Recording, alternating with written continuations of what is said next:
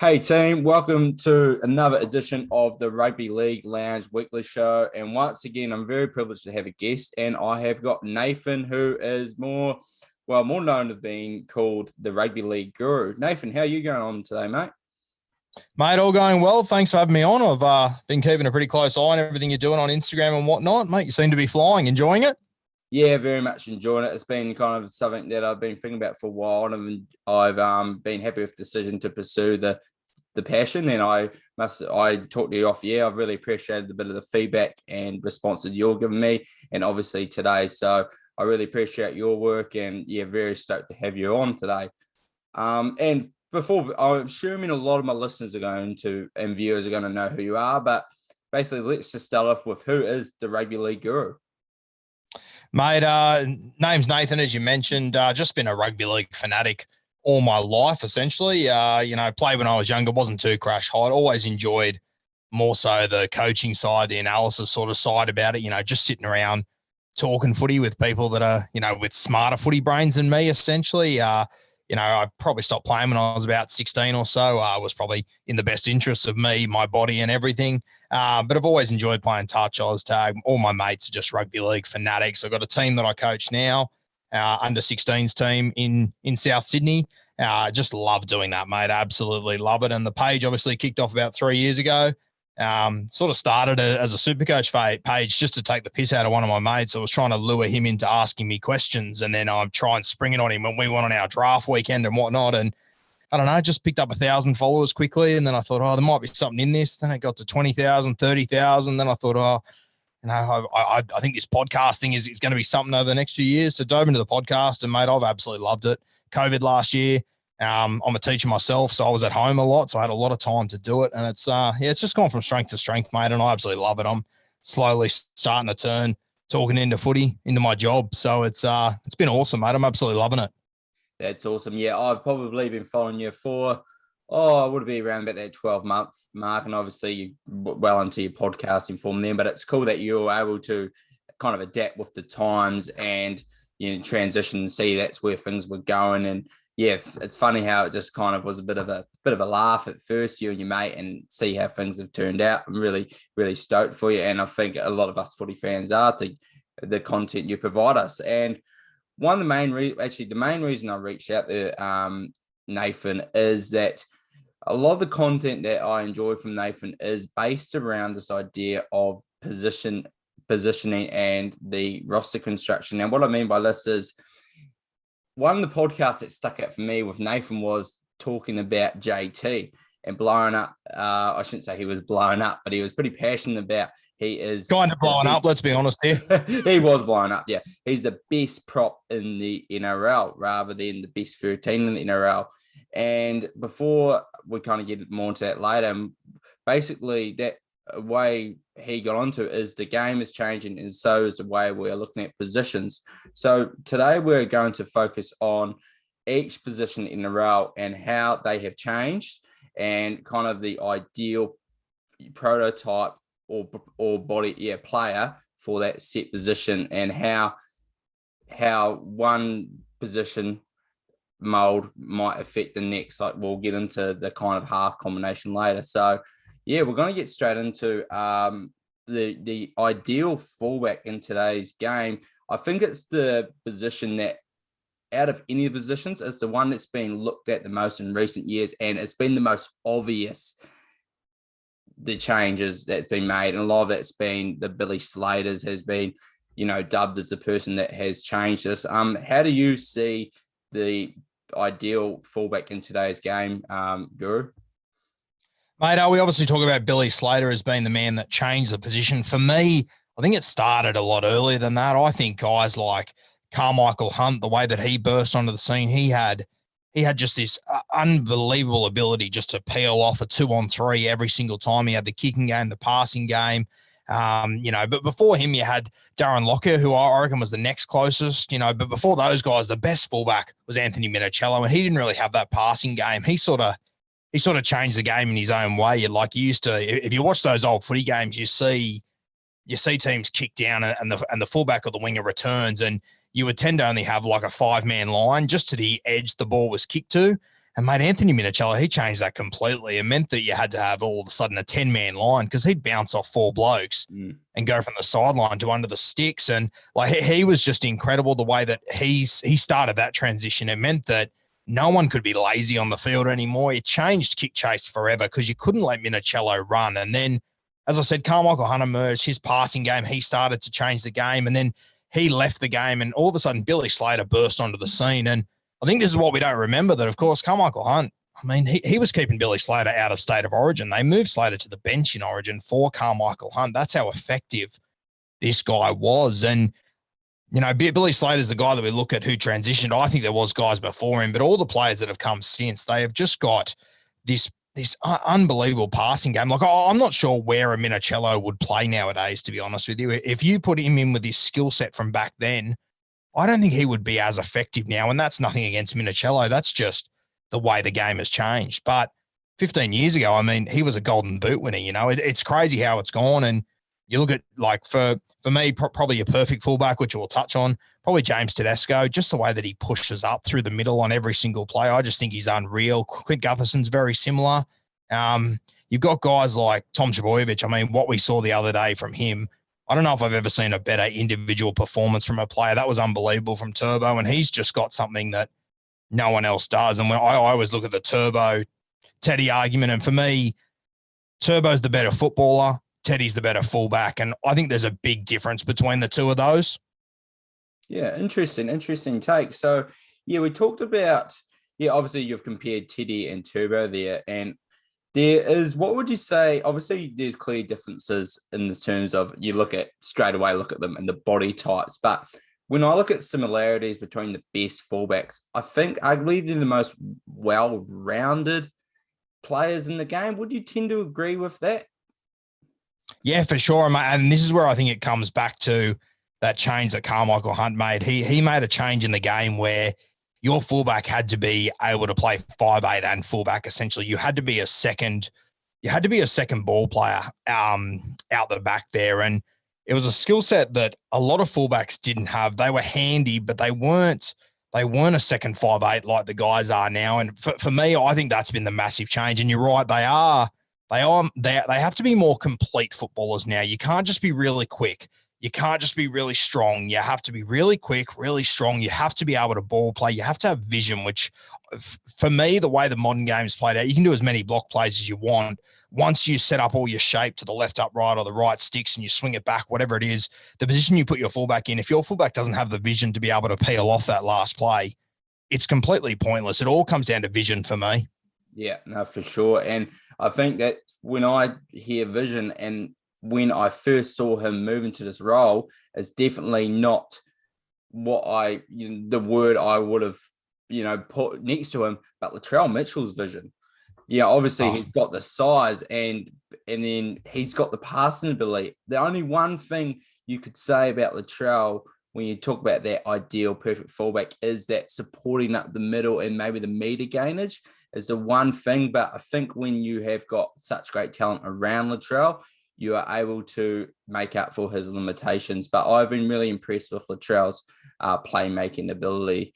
Talking about limitations as well, like Dylan Edwards is an interesting one because, look, I think when you think what's one way the Panthers could improve, you'd say fullback. But I think he only lost one game last season. That was obviously the grand final. And when he's played this year, he's been great. Do you think that him at fullback is going to going to hold them back at all, or does he bring so much, even though his passing limitations, he brings so much of the other fundamentals that the Panthers will be able to survive?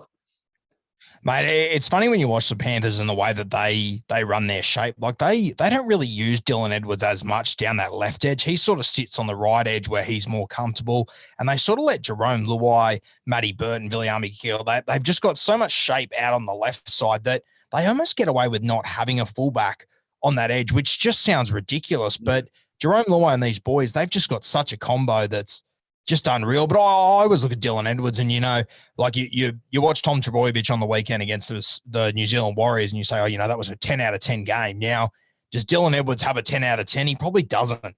But his worst games are a 7 out of 10. Yeah, His a lot of best eights. games, an 8.5. Yeah, mate. And that's the thing. Like, Dylan Edwards might not have the 10 out of 10, the unbelievable highlights, the 4-try games, but his teams tend to win. He gets a job done each and every week. I think people forget that when he first came into this competition, and everyone bags Matt Moylan now, but he was 24 years old. He was a Kangaroo. He was already the captain of the Penrith Panthers, and they moved him out of fullback to play 5'8" because they had so much trust in this guy, Dylan Edwards, and he hasn't let them down in a single game since. He has just been unbelievable.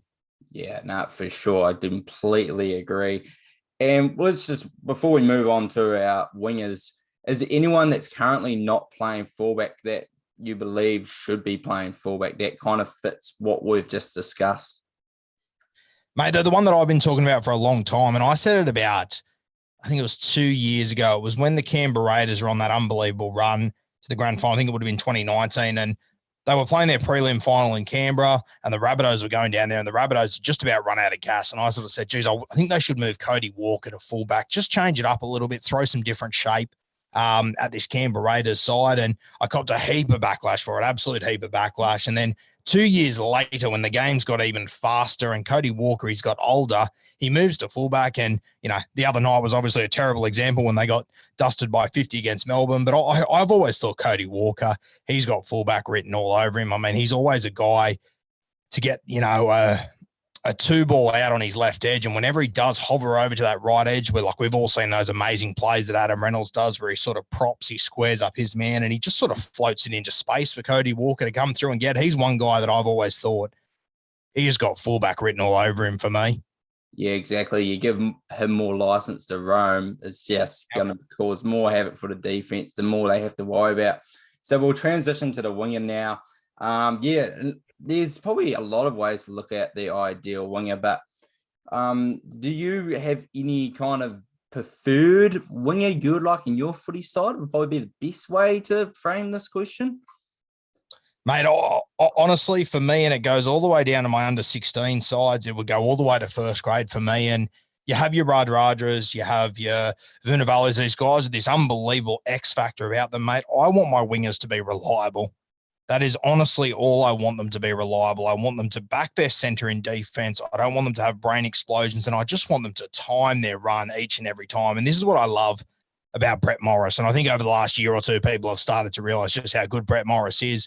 I mean, he scores all these tries. That's all anyone talks about. The way that Brett Morris defends and the way that he diffuses kicks has been second to none for, 15 odd years now. I mean, you go back to that 2019 grand final against the Raiders, and everyone says, why did Jack Whiten get the Clive Churchill? I mean, if you go and watch his kicking game that night, it was unbelievable. He was dropping the ball 30 centimetres out from the try line every single play. If there was any other winger in history other than Brett Morris there, I think the Canberra Raiders would have got 4 or 5 repeat sets there instead of the Roosters always getting the ball back. I mean, I just think he's been unreal, Brett Morris. And one thing we always talk about with your wingers, and we just spoke about fullbacks, obviously, is your pendulum. So that's when your fullback drops back, and then depending on where the ball's being kicked from, how far each winger drops back, and it's a pendulum of 3 that needs to be moving all game. And you never see Brett Morris get caught out. You never see him too deep. You never see him up too close to the play of the ball where the ball hits the ground. I just think reliability is the most underrated skill as far as wingers goes in the modern game, because we are just so desperate for all these highlights constantly. If you can give me a winger that I know is going to give me 8 out of 10 every single week, I'm stoked with that. Yeah, it's interesting. I agree. Like, if there's any little, anything that I want from winger, reliability is there. Like, probably people might be expecting you to say, like, I want the athleticism of a Micah Seaver. I want the speed of an Edo Carr, but at the end of the day, you want them to make the 1% plays, and just knowing whatever they have to do, you back them 100%. And I think Brett Morris is a good way of how the winger role has kind of changed over time as well. He's been able to be come into the middle and support and also his skill set now when he's chucked at fullback. I think he was the fullback when the Roosters absolutely spanked the Broncos last year. He was centre in potentially his last game of his career, and was one of the best players on the field. So it's because even though, yes, he's a great finisher, he's now developed all these other skills to help to his game as well. And yeah, is there anyone in particular you reckon should shift to the wing? I've got one on the top of my head, but I want to see where you go with this one. Mate, off the top of my head, the one guy that I would probably like to see that's playing centre at the moment, and I think he's only there because of injuries and whatnot, but it definitely is Remus Smith. He's a guy that I think he's nowhere near as effective. I mean, it was no shock the other day. We saw George Jennings go off the field. He jumped onto the wing. I think he scored 3 tries that game. He's always just been a out-and-out winger for me. He's probably one guy I would love to see out there. Who were you thinking of? Jermaine Osako for me. I feel like he had a great game the other day at fullback. But someone mentioned a really good point that they believe that the impact he made in that game, he could still do it at winger to a degree, or the skills he showed, he can still do it as a winger. I do think we're seeing a little bit of an untapped thing with wingers too, where they can become a second fullback. And we could move on to the centres shortly, obviously, but a lot of people were kind of screaming for Latrell, obviously to go fullback. But I think maybe you've harped on this before, where even though, or might not have been you, but even at centre, he can still shift around to the other side of the position. He can still roam around, even though, yes, you're left centre, you should still have the license to roam. And I feel like even though Osako, will be placed in the wing, it doesn't mean that kind of holds him back from going in the middle and being more damaging as a ball runner there. So he's one guy I reckon would suit that role quite well. And I think maybe this goes back to a lot of what I talk about on my podcast, is that people get stuck in these rigid ways of thinking of your wingers have to stay on the wings, your centers have to stay in the centers. I mean, you saw Brad Fittler the way, and we'll talk about centers in the moment, just an example, the way he used Tom Torovic in Origin a couple of years ago, and everyone absolutely shit themselves that he let a footballer play football. And for me, that just summed it up for me, that we're just stuck in these ways of thinking. And they haven't done it in a while, of course, because they've been in all sorts. But over the last few years, I mean, Brisbane always used to have that play where they'd go to the left sticks, they'd swing to the right, and they would have Corey Oates, and he would swing all the way from his wing and sort of hit that gap into the tram line. And it's those sort of things that I think they need to be doing more of it with all their players. I mean, you occasionally, during last year, would see Stephen Crichton occasionally sort of float over to the right edge and have some impact there. But I don't think players do it anywhere near enough. I don't think coaches do it anywhere near enough either. Yeah, no, it's something that I always, just because one of my favourite players of all time was Nathan Merritt, because I loved how he kind of just snuck in the middle. Essentially always did the same no matter what position his was, fullback and winger, he was just supporting up the middle. We better transition to centre, and want to touch on kind of more like this, having a specialist centre. We see a lot of times in Origin and rep footy, your centres are fullbacks. Why do you think, let's just touch on the specialist centre and the fact that, do you think we're seeing more? Because last year I saw Tony Staggs had a great year, Stephen Crichton emerged, Bradman Best, Zach Lomax. Do you think we're kind of seeing a rebirth of a specialist centre, or do you think that's kind of a bit of maybe just a bit of an outlier? No, for me, mate, we are definitely seeing, as you described, a rebirth of the specialist centre. And look, for me, if you would have said to me 18 months ago, what's the most irrelevant position on the field, I would have said centre every day of the week. It was just becoming like you were just part of little set plays you would see once a game. There was no creativity to it. There was no of the, like, for me, I think two of the best pure centres I've ever seen, and they were in the same team, it was unbelievable, was Matty Cooper and Mark Gasnier. I mean, the old ideal of, the better your centre is, the earlier you get them the ball, that really died from probably 2010 till about 2019, and centres just became these robotic sort of fixtures, just out, stay in your corridor, don't move away from that corridor. If you're going to find space, we're going to create it for you. And it's just not like that anymore. I love how these new rules, what these new rules have done, have made it so tight around the center third. Everyone's pushing up through the center third. Then when you do get an opportunity to spread the ball, there is just so much more room. And this is something that Luke Keary has done better than anyone over the last few years. And it's a really underrated skill of just being able to release the ball earlier and get your better players early ball. And that's what made Latrell Mitchell so good at the Roosters. Luke Keary understood my role here is to just get this Ferrari the ball with as much space between him and the defense as I possibly can. And he was able to absolutely wreak havoc. And I think these new rules, they have just created that even more. You've got all these strike centers now in the game that, you had strike centers 5 years ago. It's not like there was no centers playing rugby league 5 or 6 years ago, but it's these new rules that have created more space out on the edges. And I think the coaching has changed to be able to fit around these guys. I think it's really exciting to see because for me, center, if you would have said to me 5 years ago, what's your ideal center? I would have said, I want someone that can defend. That's all I want, a good defender, because it's not that critical. Now the game has changed. Some of the guys, as you mentioned, Staggs, you got Lomax, he's injured at the moment. We've got Stephen Crichton. You've got, the other side of it now is you've got guys like Matty Burton that are shifting out there. You got guys like Connor Tracy. That just wouldn't have happened a couple of years ago. The position is changing and it is becoming more and more, every position is becoming more and more natural footballers. We're getting back to that 1990 sort of brand of footy where guys like Jerome Luai, Tyrone Peachey, Cody Walker are able to dominate. And the centre position, it's becoming exactly the same. It's really exciting to watch at the moment. Yeah, no, I completely agree. It has been one of those positions I've taken extra care of kind of noticing the transition. The Matt Burton thing has been sensational to watch. And it's one of those kind of topics I tend to think, is that kind of an outlier, or is that like a trend we'll see where, yes, you just see natural footballers take to centre, or is that a Penrith Panthers system thing? Because a few people have discussed the idea of Drinkwater going to centre, but I still think there kind of has to be a prerequisite in terms of like the body type and a few other little factors as well. So is anyone in particular, and you can maybe touch on like a half that will transition to centre that you think should be more suited in that position? Mate, and it's sort of one thing we talk about someone being the exception or the example. And at the moment, Matty Burton is the exception. And to be honest with you, I don't pretend to know everything, but I'm not sure if Matt Burton, if he is the exception or the example. I think what we got to remember with him out on that left edge is that if you're a half that wanted to play centre, is there any better team to possibly do it in than the Penrith Panthers and on that left edge? It just allows him to be a natural footballer.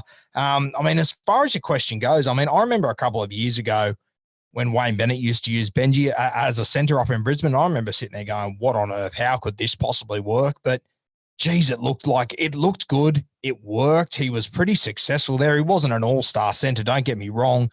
Mate, it's an interesting one. There's no one off the top of my head that I can think right now as a guy that I would like to see there. I think one thing that is a possibility over the next few weeks, I wouldn't be shocked to see like a Reece Walsh end up at centre, and I think he would do pretty well there. You got your natural sort of footballers like, the Melbourne halves, Munster and Jerome Hughes. I would never move them to the centre, but geez, if you did, I'm pretty confident those two would handle themselves there. But it's an interesting one. Off the top of my head, mate, there's no one else that really stands out for me, though, if I'm being honest with you. Jack Whiten, he's probably one, but he's already played centre. But yeah, no one that really stands out for me, to be honest with you. Yeah, true. And it might be one of those things might come down to the opportunity arises for those halves when it comes Origin time. Like Michael Morgan filled in there at half. Obviously, Jack Wyden's been there. Clint Gutterson's gone the fullback to centre. They've made it work. And we'll go into the halves now and also the hooker. So we're going to look at this kind of as a combination, because I think a lot of who your 6 is depends on who your 7 is. But now even more so, you could probably have two halves that share a lot of similarities, but make sure there's a balance, and the number 9 can make that balance work. So in terms of a part as a kind of a trio, what would be your ideal trio for the half hooker? Mate, it really depends on your coaching, I think, and it depends on the rest of your system. Up until 5 or 6 weeks ago, we all thought the Canberra Raiders, they were a top shelf team. You watched them play footy last year. They were unreal. They had a running 9, they had a running 7, a running 6. And I'm not willing to say that approach is outdated now because the Raiders aren't going well. I think there's a lot more to that. But I still think I would like to have more of a traditional halfback. I've said a long time, if I'm on grand final day and I've got to pick a halfback out of the current group, I go Adam Reynolds every day of the week. I think kicking game is still as important as ever, if not more important. And just being able to control your sides and getting to the right spots on the field. I mean, you see these teams, they all set up for very similar plays, and it all comes down to how you split the defense, whether you get them.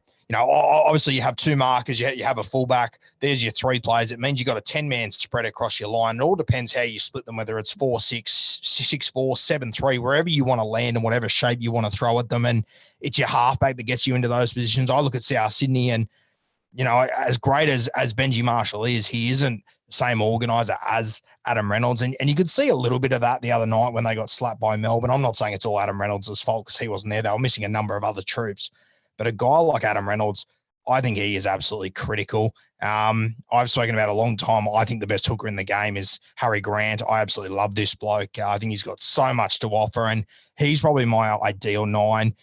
I think hookers now, they need fantastic ruck recognition. They need to be able to address when there's an opportunity, when there's lazy markers. They need to be able to address who's at marker every single time. They need to get at certain players and make them jump into marker 2 or 3 times. And this is what the really good 9s do. And then when they do, when their ruck recognition does kick in, their instincts just go and they know to go straight away. I think it's one thing that Damien Cook, he's probably been a little bit hesitant over the last 18 months or so. At the back end of last season, he really found it. But I mean, the way that the modern game's played, Damien Cook, he should be the best hooker in our game by a country mile. I'm not really sure what's going on there with him, but for me right now, it's Harry Grant. And look, it isn't really close for me.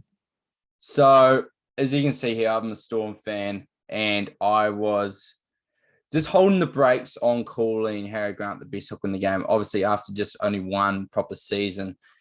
But I'm at the point now, and obviously he's only played about less than half the games this season. I'm ready and to anoint him that. And I kind of put this question in the outline I sent you. Reactive dummy halves and running dummy halves. I think you kind of described then what a reactive dummy half is. And I think for me, that is Harry Grant. And look, I think Damien Cook, like you said, he's got the ability to react, but sometimes I think, is he more just a running half? A lot of stuff happens when he runs the ball, or is he, running because that is, he's reacting to what's happening, which can be a bit of a. Do you have a kind of a way to kind of get a bit of summarize of that, of a reactive player and a running kind of hooker? Mate, the one kid that I look at the moment that I think one day he is going to be a brilliant 9. He's just started his career, but it's the West Tigers, Jake Simpkin. Now, as you describe it, a running and a reactive, I think right now Simpkin, he's a running 9. I don't think he really addresses the right moments to run. Another guy that I've always thought is a running 9, I wouldn't say he's a reactive 9, is Danny Levi. Now, he's obviously been through a number of clubs. He is such a strong runner of the football from dummy half. He's unreal. But the moments that he picks to run is always a serious worry. Same as the Canterbury hooker. Katoa, I've always thought very similar of him. I think it's a maturity thing. And that's what's so crazy about what Harry Grant's able to do. He's done it at such a young age. He's able to address a ruck in a split second and just know that this is the moment to go. He's got a perfect release. Like he understands the moments where he needs to make his 8 meters and let the ball go, or whether he just needs to put his head down and go. And I think that's sometimes where Damien Cook gets a little bit hesitant. I remember talking to the sprints coach, Roger Fabry, and he worked with him all off season, Damien Cook. And he said to me last year, you're going to see a new Damien Cook at the end of the season. And I thought, well, what do you mean at the end of the season? He goes, he's working at it. He called it his fly speed. He said his fly speed will be at top notch at the end of the season. And, I sort of put it in my back pocket and didn't really think much of it. Cook didn't really impress me much in the season. Then I'm not sure if you remember, but about 3 weeks before the finals kicked off last year, Damien Cook, he just started going 100. He was unreal for the last few weeks of last season. The South Sydney Rabbitohs just ran out of gas at the end in the prelim finals, like they tend to do. But I find Damien Cook one of the most interesting players in this competition. I find it so hard to get a read on him. And I guess part of it is because he doesn't have a massive forward pack in front of him. He's got a good forward pack that overachieves for me off the back of Wayne Bennett. But I think if you were to put Damien Cook in this Melbourne Storm team, I think you would see a very different Damien Cook. And I mean, you can see it, 8 times out of 10 after Cam Murray runs, you can see Damien Cook, he starts to click into action, but they've only really got that one runner that really gets on the front foot, gets on their elbows and knees, gets a quick play the ball. And I just think if South Sydney, if they were to do more favours with Damien Cook, which, if they have Adam Reynolds leave this year, they're going to have a bit of money to spend. I would like to see them get some more of those explosive sort of forwards to work off the back of Damien Cook. I think it could be anything there. Yeah. So I think a good way to summarize that is a lot of that trio of your halves and hooker kind of relies on the systems and the coaching you have in place and the players you have around you. We'll touch on now the middle forward. So we're talking about props and lock. Basically, I'm just giving you permission to go on your Jason Taumalolo rant and your Victor Radley stance as well. So have at it. Oh, mate, I just, I always find it funny with this, with the Victor Radley opinion. Now, 2 years ago, I said he's the best lock forward in the game, and everyone said, but Taumalolo runs 300 metres, he does this, he does that. I go, yeah, but if you watch the way the Roosters play, I mean, Cooper Cronk plays on the right side, Luke Keary plays on the left. Neither of them control the centre third because Victor Radley does it all and got laughed at for a very long time. And I find it amazing now. I see all these New South Wales teams picked. I see all these Kangaroos teams picked. They've all got Victor Radley at 13 now. Victor Radley's playing the worst footy he's played in 2.5 years right now, but it's all of a sudden become popular to get on the Victor Radley train. I think that for them to win those 2 premierships, I mean, they won 18. I'm not sure if you remember 2018. I mean, they started the season. They were very shaky. Cooper Cronk was new. James Tedesco was new. Heap of new combinations. Around round 13, they pissed Isaac Liu off. They played Victor Radley at 13, and everything clicked into gear from that moment. No one seems to remember it. They win that premiership. They come back 2019. He was unreal. They win that premiership again. He was massive in that grand final. 2020, they come back, and as much as it didn't end well for the Roosters, I mean, if everyone remembers back to the first 12 rounds, no one was saying that the halfback Kyle Flanagan was shit. No one was saying he shouldn't be in there. No one was saying they were really missing Cooper Cronk. All of a sudden, Victor Radley goes down. The entire narrative changes. The entire narrative changed at that exact moment when Victor Radley went down. You've seen Jason Taumalolo. Yes, he puts up these unbelievable numbers, but could he not do exactly what he's doing in the front row? Exactly. Could they not use? I mean, with all due respect to the North Queensland Cowboys, Taumalolo, he runs for 300 metres. He does this. He does that. Amazing. No one's ever done it. They don't win games of football. They simply do not win games of football.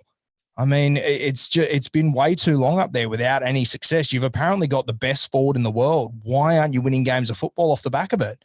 It seems to me that whenever I watch the North Queensland Cowboys, I mean, everyone wants to tell me how good Taumalolo is. And yes, he's amazing. Don't get me wrong. But then you also in the same sentence tell me, it's too bad the Cowboys have the most boring attack in the world. It's because you don't have a middle forward that can move the ball around. You've got a third front rower on the field. You're playing very vanilla. It's easy to read. And I understand there's a hangover from Jonathan Thurston, but the Cowboys did not help themselves in any way, shape or form. They kept playing 2015 footy when you've got Cam Murray, Brandon Smith, Victor Radley, these sort of guys in the good teams that are always up the top. Like, it's taken a long time for people to open their eyes and realize. And it took these rule changes for everyone to realize because it changed the game. It sped it up and it made everyone realize really quickly, hold on, you don't need as many front rowers on the field. You need more natural footballers. And this is sort of the theme we keep coming back to, isn't it? Yeah, exactly. Like putting Jason Taumalolo at 13 prevents the Cowboys to add another element to their footy side, like we've talked about with the Radley. And obviously, there's not that many Radleys around in terms of the ball playing, but you definitely find something. And also to touch on Radley, I was really interested to listen to your podcast you say about your New South Wales lineup, and if you're going to have Radley as 13, because I was interested, like you said, I haven't been extremely impressed with Radley, but what you've done, you had Yo as your 13, and I completely agree because it's not, and hopefully footy fans are understanding this too, it's not Radley, it's more the style Radley plays, and is a version of what Radley brings. And also he's reliable as well. He brings it on the defensive end, and he's got the subtle hands, so he's able to add an extra dynamic. So I hope people understand it's not just Radley, but it's actually just the player type in general. And also just touch on quickly the mobility of the 13s, like the Camos as well.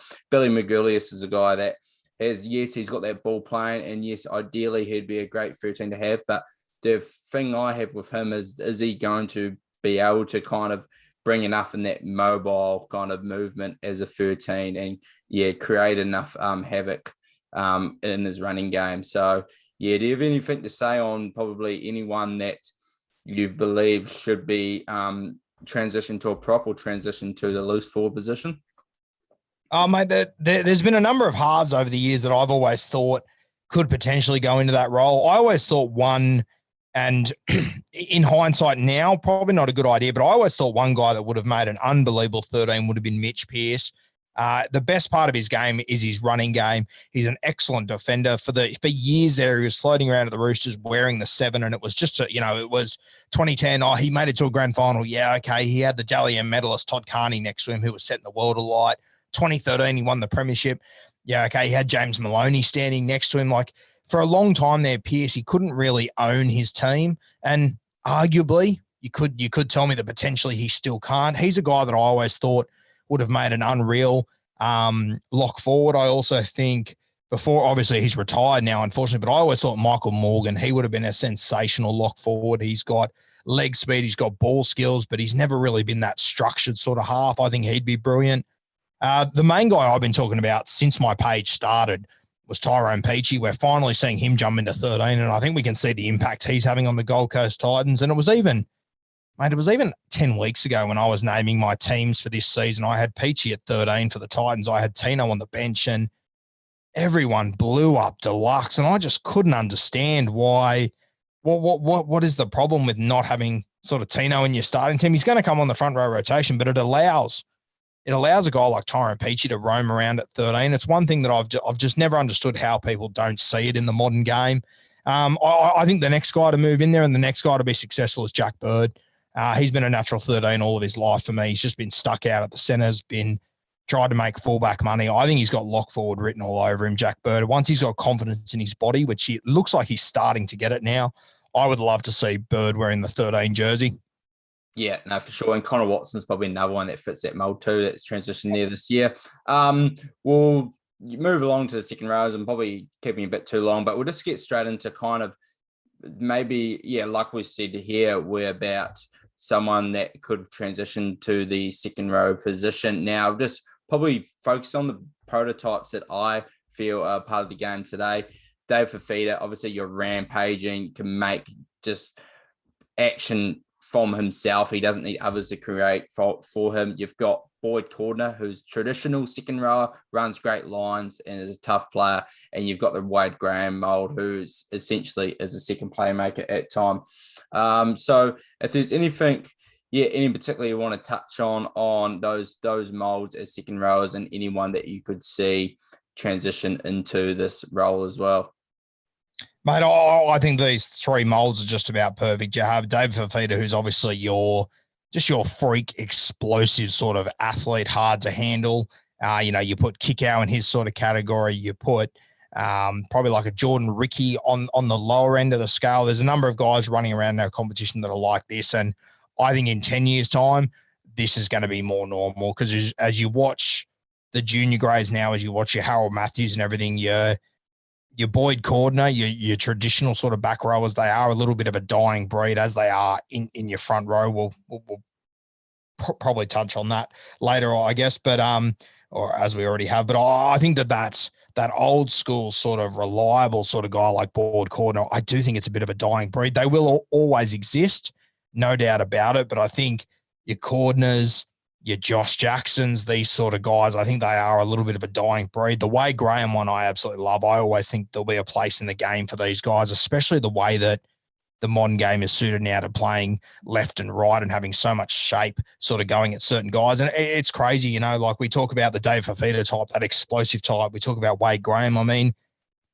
and it's probably a bit of a hot take, but Kickow, on the surface, he's the David Fafita type every day of the week, but mate, he's low-key also becoming a bit of a Wade Graham type. He can slip into shape. He can throw some brilliant passes out the back there. He's nowhere near as gifted as Wade Graham, don't get me wrong, but the Penrith Panthers are able to use him in shape, and he's able to make the passes that he needs to hit. Like, he is becoming an absolute juggernaut out there with and without the ball. I think that's a great point. Like, obviously, yes, he's not Wade Graham, but he doesn't look, they feel comfortable enough to use him in those situations. That's a really good point. And probably brings me to a guy in particular before we move on to the bench, Josh Schuster. Would you prefer to see him stay as a left edge second rower or move in six? Because I think I would like to see him stay in the second row position, but I'm open to, kind of move away from that thought. Mate, for me, he's got to be 5'8".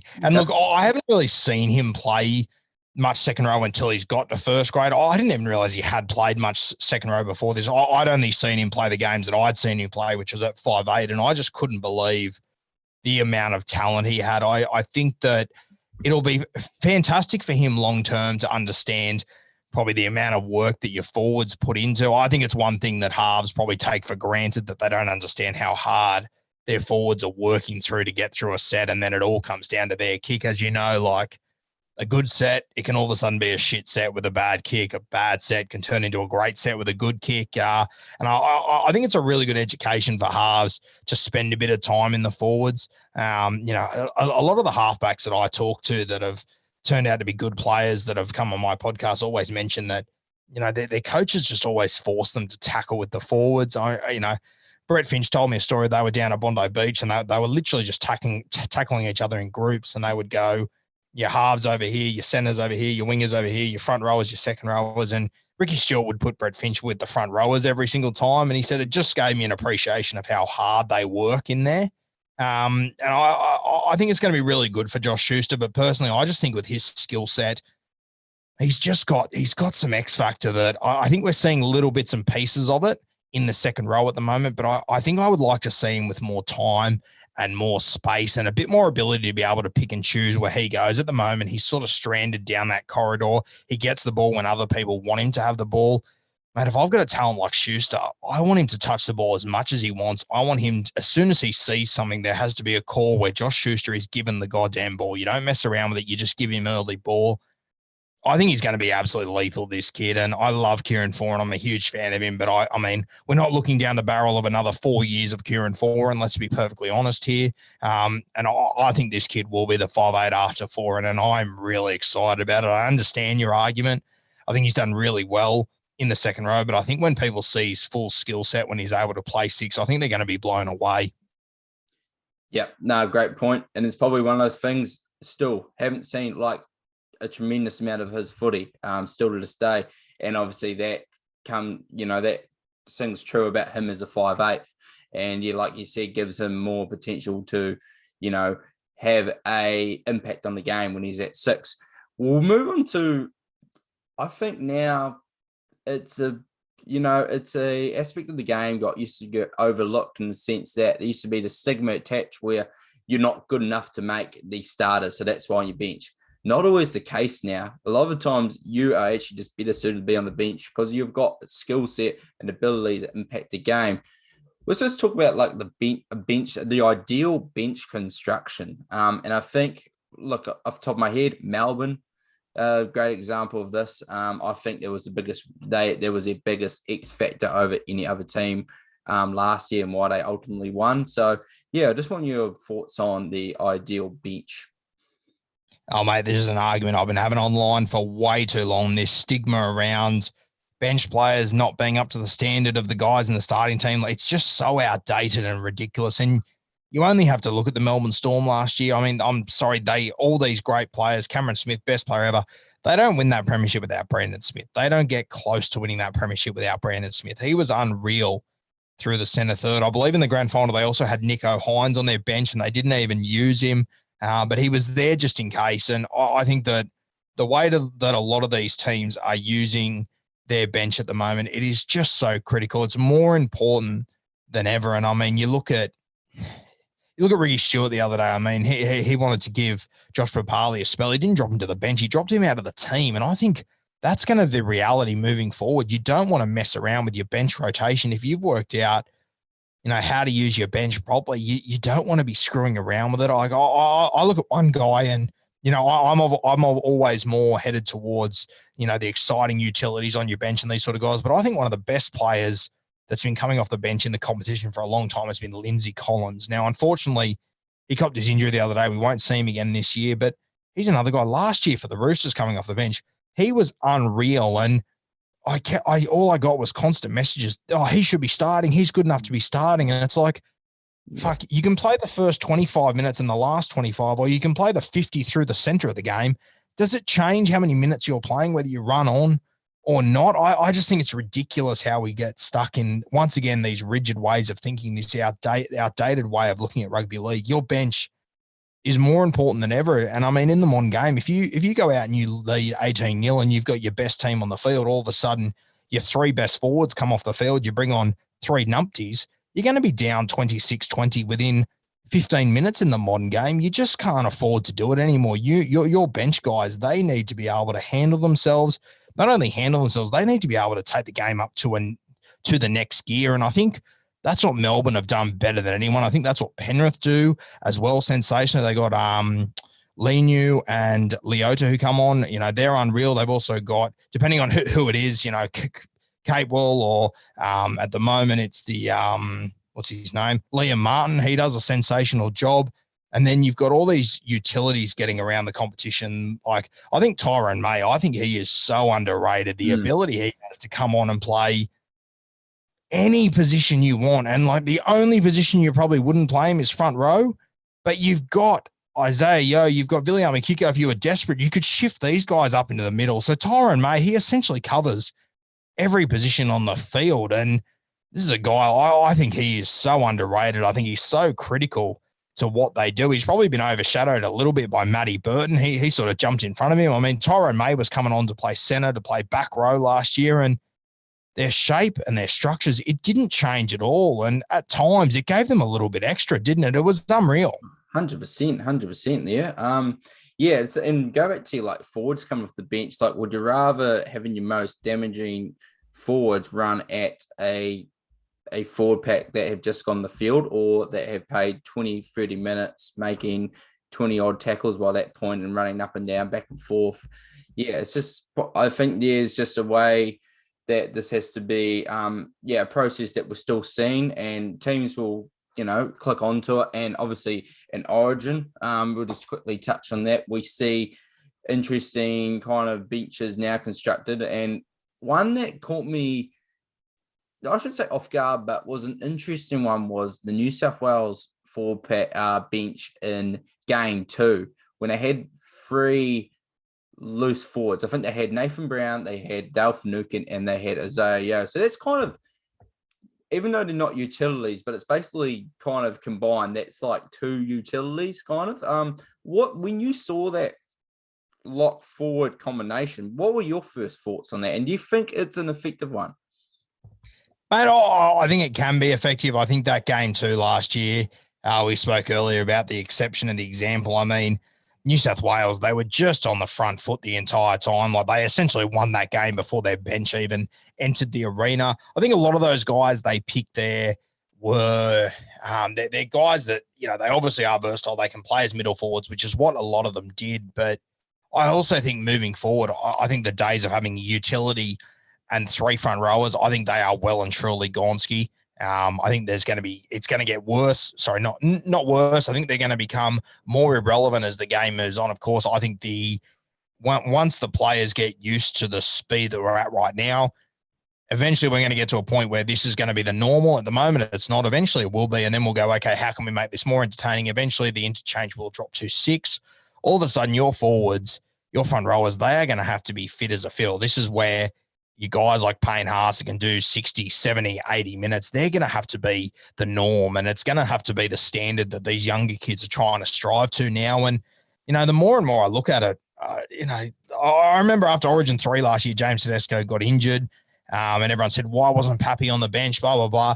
And I think it's an easy one in hindsight, but I think moving forward and the way these modern rules are playing, you need a quick, nippy fella who's able to come onto the field and just cause havoc. I mean, I'm looking at this Queensland team right now, and as a New South Wales fan, I am shitting myself that they're going to pick AJ Brimson at 14. Everyone's saying, nah, it'll be Ben Hunt or Reid Mahoney. I'm going fucking beautiful. Please pick one of those, because the last thing I want in the 30th minute is AJ Brimson to come into the field and sniff around the middle. If I was a Queensland fan, the last thing I'd want is for Ryan Pappenhausen to enter the fray in the 30th minute.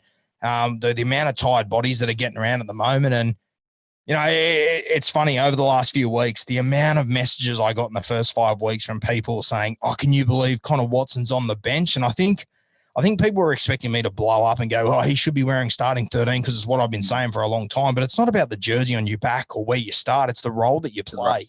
Yeah. And for Connor Watson, I mean, that's exactly how I would use Connor Watson. He would come on against tired bodies and wreak havoc, and that's what he's been doing. You look at what Melbourne's doing with Harry Grant at the moment. I mean, it's genius. I don't like it personally because I want to see Harry Grant play 80 minutes. I'm selfish like that. But, mate, the way it works right now with Brandon Smith, he goes through the first 20 minutes of belt and bash. That is Brandon Smith. That's his bread and butter. Then you put Harry Grant on, his ruck recognition kicks in. There's tired bodies everywhere. Melbourne are normally on top. If they're not, they're just even with their opposition. And then Harry Grant's able to take over. And then it's been working perfectly for them. Your bench rotation is more important than ever right now. And the best coaches, they understand that. Yeah. 100% agree. And that's basically us. I really appreciate you coming on today, Nathan. Just probably if you've got any final thoughts on, you know, the positional kind of preference today, and also just roster construction in general, I'll let you have it. But yeah, if not, thank you very much for coming on today, Nathan. I really appreciate it. Yeah, no, mate, I think we've covered just about everything. That was really good. I'll make sure that I post this on my podcast as well. Chuck it up on my page, mate. Try and get you as many followers, as many listeners as we possibly can, mate. You're doing fantastic things. Awesome. Hey, it's not about the followers, but hey, they go a long way. The more community you can kind of build off this, the more fun I have doing this. So yeah, really appreciate it, guys. And yeah, I'll catch you guys all next week. And yeah, have a good week, team.